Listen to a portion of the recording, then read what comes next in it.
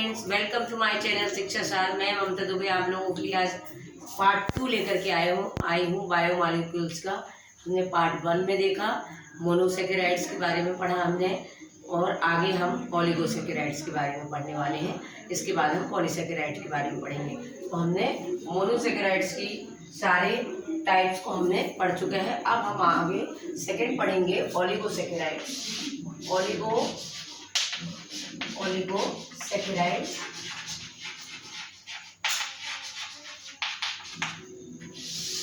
Oligosaccharides भी एक तरह की शुगर ही होती है।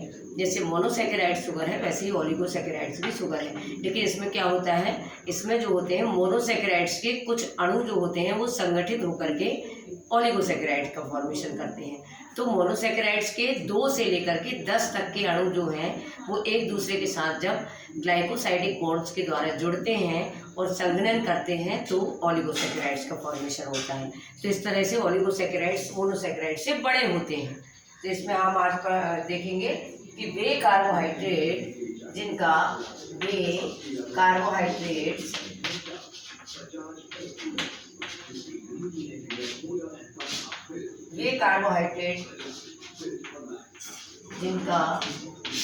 एक अणु मोनोसेकेराइड्स के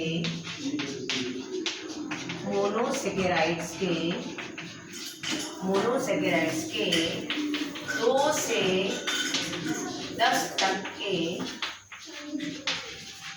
अणुओं के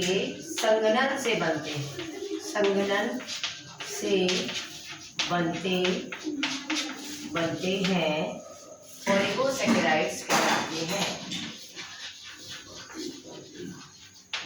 ओलिगोसेकेराइड्स कहलाते हैं। इसका मतलब मोनोसेकेराइड्स के 2 से लेकर के 10 तक के अणु जब एक दूसरे के साथ जुड़ जाते हैं तो ओलिगोसेकेराइड्स का फॉर्मेशन होता है। तो इस तरह से हमने देखा कि ओलिगोसेकेराइड्स कैसे बनते हैं। ये भी एक तरह के शुगर कहलाते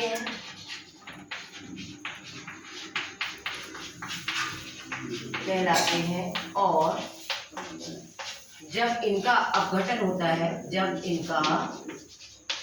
जल अपघटन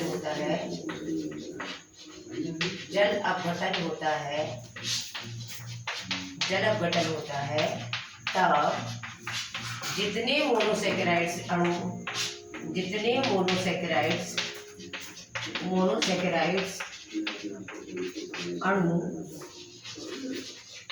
इसमें उपस्थित होंगे उतने ही अणु अलग होंगे।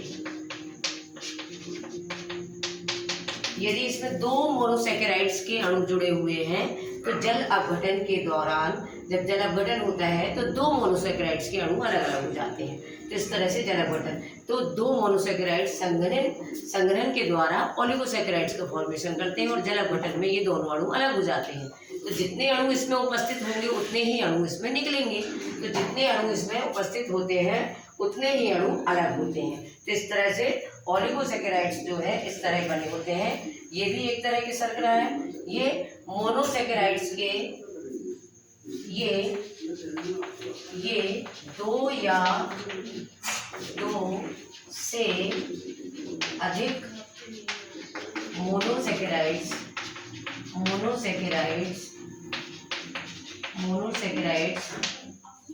कैसे जुड़े होते हैं इनमें कि 2 या 2 से अधिक मोनोसेकेराइड्स के अणु ग्लाइकोसाइडिक बॉन्ड्स के द्वारा जुड़े होते हैं। तो 2 या 2 से अधिक मोनोसेकेराइड अणु इसमें ग्लाइकोसाइडिक बॉन्ड्स के द्वारा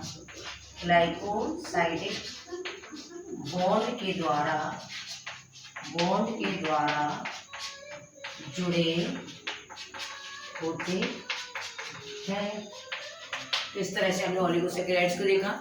अब इसमें यदि 2 अणु होंगे तो डाइसैकेराइड्स होगा, 3 अणु होंगे तो ट्राइसैकेराइड्स होगा, 4 होंगे तो टेट्रासैकेराइड होगा, 5 होंगे तो पेंटासैकेराइड। तो इस तरह से मोनोसैकेराइड्स के अणुओं की संख्या के आधार पर हम इन्हें अलग अलग डिवाइड करते हैं। तो आगे देखते हैं हम, ये देख लीजिए, इसको स्क्रीनशॉट ले लीजिए इसका। आगे देखते हैं ओलिगोसैकेराइड्स कितने प्रकार के होते हैं। तो इनको हम किस तरह से डिवाइड कर सकते हैं, मोनोसैकेराइड्स की यूनिट्स के आधार पर कि इनमें मोनोसैकेराइड्स के अणु कितने उपस्थित होते हैं, इनकी संख्या के आधार पर। तो हम मोनोसैकेराइड्स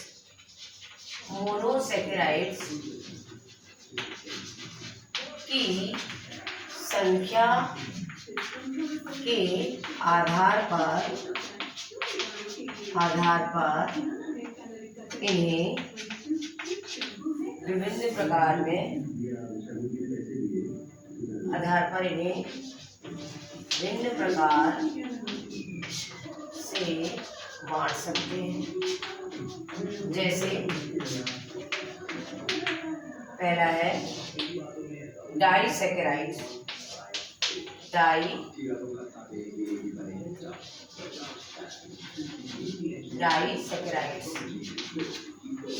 अब डाइसैकेराइड्स नाम से ही समझ में आ रहा है कि डाई मतलब इसमें 2 मोनोसैकेराइड्स की यूनिट्स जुड़ी होंगी। तो 2 मोनोसैकेराइड्स, यह कैसा है, 2 मोनोसैकेराइड्स के इसमें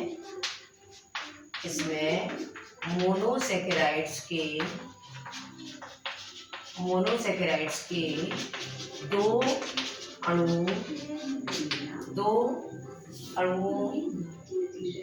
मोनोसैकेराइड के 2 अणु उपस्थित होते हैं, या यह मोनोसैकेराइड्स के 2 अणुओं से मिलकर के बना होता है। 2 अणु मिलकर के बनेगा तो वो डाइसैकेराइड्स कहलाएगा। तो डाइसैकेराइड्स का एग्जाम्पल क्या हो जाएगा, हम एग्जाम्पल देखते हैं। एग्जाम्पल में हम लिख सकते हैं, पहला है आपका सुक्रोज। सुक्रोज में क्या क्या उपस्थित होता है ये देखेंगे, कौन कौन से मोनोसैकेराइड्स के 2 अणु उपस्थित हैं। तो सुक्रोज में एक होता है ग्लूकोज आपका और दूसरा होता है फ्रक्टोज। तो 2 सुक्रोज किससे मिलकर के बना होता है, पहला ग्लूकोज प्लस फ्रक्टोज। तो ये 2 मोनोसैकेराइड्स यूनिट्स हैं, एक ग्लूकोज हुई और एक फ्रक्टोज हुई, दोनों के मिलके क्या बना, सुक्रोज बना। तो सुक्रोज किसका एग्जाम्पल हुआ, डाइसैकेराइड्स का एग्जाम्पल हुआ। डाइसैकेराइड्स का कैसे हुआ, क्योंकि इसमें 2 मोनोसैकेराइड्स की यूनिट्स जुड़ी हुई हैं, एक ग्लूकोज है और एक फ्रक्टोज है, 1 ये दोनों मिलकर के इसमें 2 अणु होते हैं मोनोसैकेराइड्स के, इसलिए इसको डाइसैकेराइड्स कहा जाता है। दूसरा एग्जाम्पल है हमारे पास में माल्टोज में क्या क्या उपस्थित होता है, माल्टोज 2 ग्लूकोज के अणुओं से मिलकर के बना होता है, जिसका मतलब ग्लूकोज प्लस ग्लूकोज। इस तरह से ग्लूकोज प्लस ग्लूकोज की 2 यूनिट्स मिलकर के माल्टोज का फॉर्मेशन करती हैं। तो ये भी एक तरह का डाइसैकेराइड्स कहलाता है। तीसरा है हमारा लैक्टोज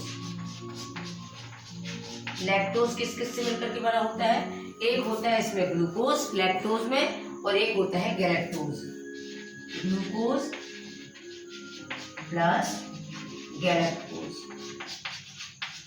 तो इस तरह से इसमें भी 2 यूनिट मोनोसैकेराइड्स की जुड़ करके लैक्टोज को बनाती हैं। तो इस तरह से हमने 3 एग्जाम्पल देखा, सुक्रोज, माल्टोज, लैक्टोज। इसमें सुक्रोज में ग्लूकोज प्लस फ्रक्टोज, माल्टोज में ग्लूकोज प्लस ग्लूकोज और लैक्टोज में ग्लूकोज प्लस गैलेक्टोज। तो इस तरह से डाइसैकेराइड्स के हमने 3 एग्जाम्पल देखा, इसको आप देख लीजिए। तो डाइसैकेराइड्स हो गया हमारा। आगे हम चलते हैं,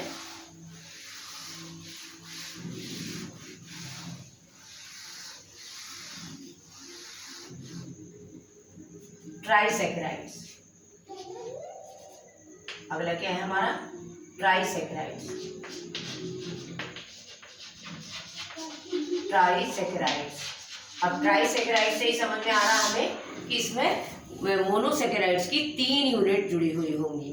3 यूनिट जुड़ करके ट्राइसेकेराइड्स को का फॉर्मेशन करती हैं। तो ट्राइसेकेराइड्स का एग्जांपल देखते हैं। तो इनके एक अणु में मोनोसेकेराइड्स के 3 अणु पाए जाते हैं। इसके एक अणु में मोनोसेकेराइड्स के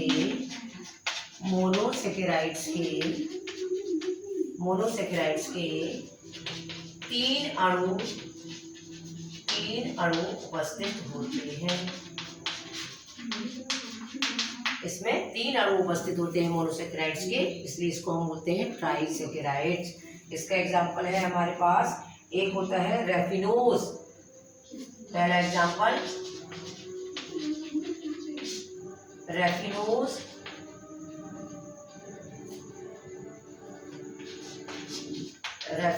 शुगर होती है जो किसमें पाई जाती है, ये रेफिनोज शुगर। रेफिनोज इसका एग्जांपल है ट्राइसेकेराइड्स का, जो चुकंदर की जड़ों में पाई जाती है। चुकंदर की जड़ों में उपस्थित होता है। दूसरा इसका जेंसियानोज,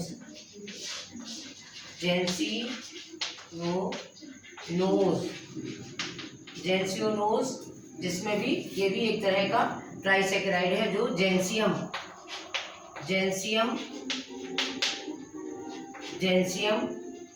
की जड़ों में पाया जाता है। जेंसियम की जड़ों में, ये रेफिनोज चुकंदर में पाया जाता है और जेंसियम की जड़ों में, जेंसियम एक प्लांट है उसकी जड़ों में पाया जाता है। तो इस तरह से ट्राइसेकेराइड्स का एग्जांपल देखा हमने, रेफिनोज और जेंसियनोज। इसमें कितने अणु होंगे उपस्थित मोनोसेकेराइड्स के, 3 अणु उपस्थित होंगे मोनोसेकेराइड्स के। अगला है हमारा टेट्रासेकेराइड्स।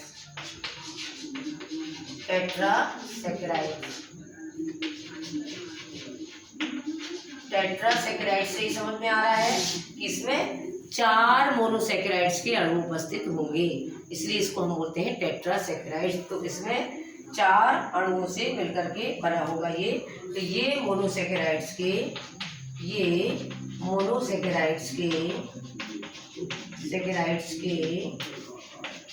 4 अणुओं से बनते हैं। 4 अणुओं के जुड़ने से बनते हैं। अब इसका एग्जांपल देख लेते हैं हम। एग्जांपल, पहला इसका एग्जांपल है स्कोरोडोज।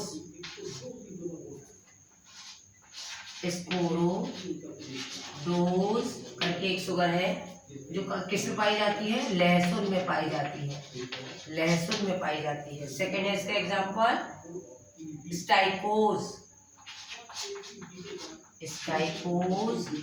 Sugar, स्टाइकोज ST।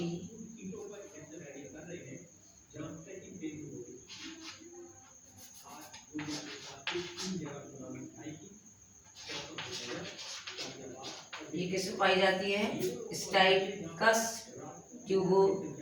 ट्यूबरफेरा में। स्टाइकस ट्यूबरफेरा एक प्लांट का नाम है। स्टाइकस ट्यूबरफेरा में स्टाइकोस शुगर पाई जाती है और स्कोरोडोज शुगर लहसुन में पाई जाती है।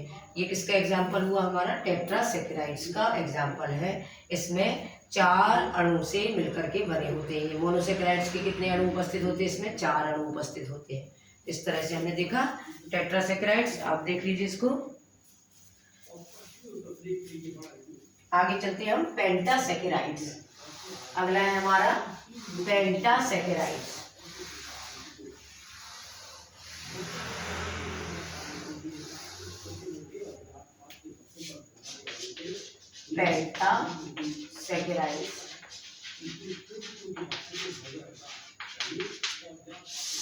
पेंटासेकेराइड्स इसमें कितने अणु उपस्थित होंगे, इसके एक अणु में मोनोसेकेराइड के 5 अणु उपस्थित होंगे। इसके एक अणु में 5 मोनोसेकेराइड्स के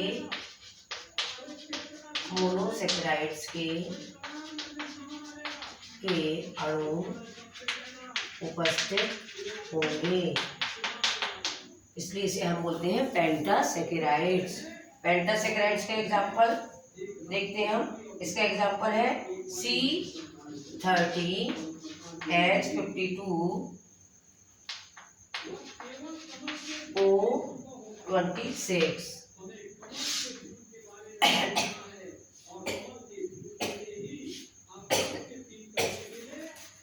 इसके बाद हम देखिए पेंटासेकेराइड्स के बाद हम आगे देखेंगे क्या, इसके महत्व, इम्पोर्टेंस एवं फंक्शन देखेंगे।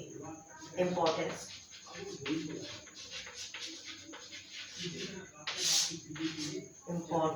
And function.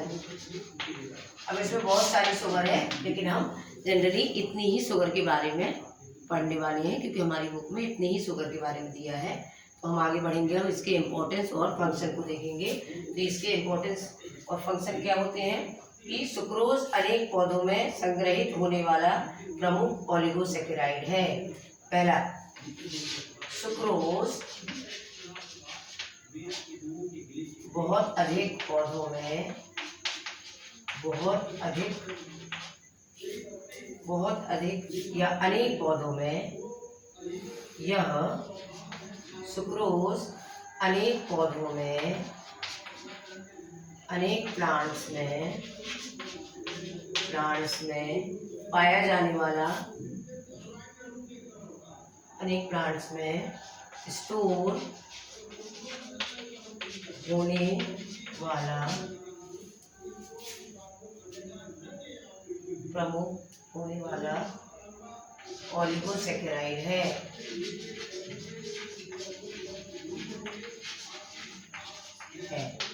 ये पहला इसका इम्पोर्टेंस हुआ कि सुक्रोज जो है, इसमें हमने सुक्रोज का एग्जांपल देखा था। सुक्रोज अनेक तरह के प्लांट्स में पाया जाने वाला, उसके अंदर स्टोर होता है। बहुत सारे प्लांट्स हैं जिनमें सुक्रोज स्टोर होता है, और यह एक तरह का ओलिगोसेकेराइड्स है। सेकंड देखेंगे हम,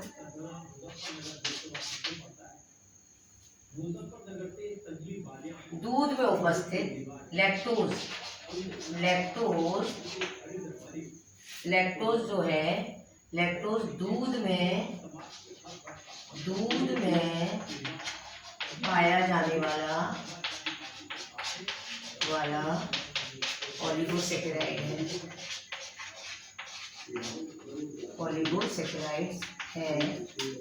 किसमें पाया जाता है लैक्टोज? दूध में पाया जाता है। दूध में बहुत ज़्यादा मात्रा में पाया जाता है लैक्टोज दूध में पाए जाने वाला ओलिगोसेकेराइड्स है। देख लीजिए, इसका स्क्रीनशॉट ले लीजिए। आगे देखते हैं हम अगले फंक्शन। दूध में पाया जाने वाला ओलिगोसेकेराइड्स है जो बच्चों के लिए उपयोगी होता है और उनकी ग्रोथ के लिए इम्पोर्टेंस होता है इसका। थर्ड है अगला, अनेक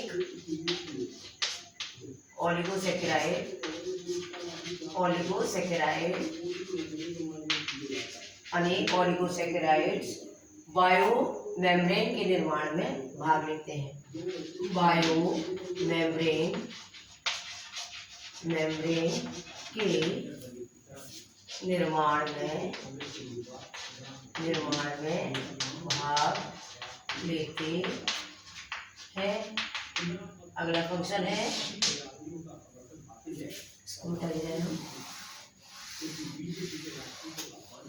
अगला फंक्शन इसका कि ये जो ओलिगोसेकेराइड हैं, बहुत से ओलिगोसेकेराइड हैं जो साबुन के निर्माण में भी उपयोगी सिद्ध होते हैं। पारदर्शक साबुन जो ट्रांसपेरेंट सोप होती है, उनके फॉर्मेशन में भी ये भाग लेते हैं। तो बहुत से ओलिगोसेकेराइड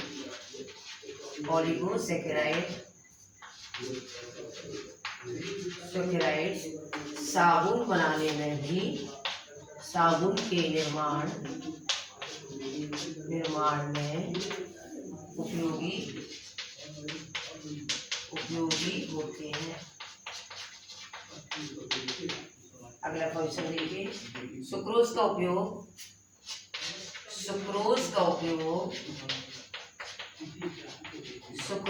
उपयोग लेबोरेटरी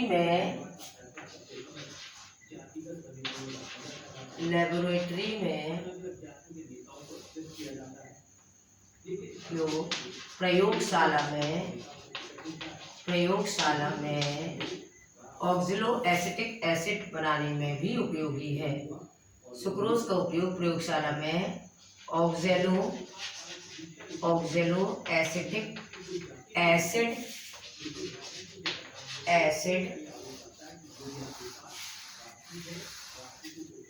ऑक्सैलोएसिटिक एसिड बनाने में उपयोग होता है। तो इस तरह से सुक्रोज का उपयोग प्रयोगशाला में ऑक्सैलोएसिटिक एसिड बनाने में भी यूज़ किया जाता है या उपयोगी होता है। तो इस तरह से हमने इसके इम्पोर्टेंस और फंक्शन को देखा ओलिगोसैकेराइड्स के। अब हम नेक्स्ट पार्ट में क्या पढ़ने वाले हैं, पॉलीसैकेराइड्स पढ़ेंगे। तो आज हमारा वीडियो हम यहीं समाप्त करते हैं। ये पार्ट 2 में हमने ओलिगोसैकेराइड्स के बारे में पढ़ा, पार्ट 1 में हमने मोनोसैकेराइड्स के बारे में पढ़ा। अब हम पार्ट 3 में पॉलीसैकेराइड्स के बारे में पढ़ेंगे। तो 3 तरह के कार्बोहाइड्रेट होते हैं, मोनोसैकेराइड, ओलिगोसैकेराइड्स और पॉलीसैकेराइड्स। तो अगले पार्ट में हम पॉलीसैकेराइड्स पढ़ेंगे। यदि आपको मेरा वीडियो अच्छा लगता है तो इसको लाइक और शेयर ज़रूर करिए, और जिन बच्चों तक जिनको नहीं मिल पा रहा उनको शेयर करिए, और सब्सक्राइब ज़रूर करिए कि आपको अगला वीडियो जल्दी ही मिल जाए। Thank you.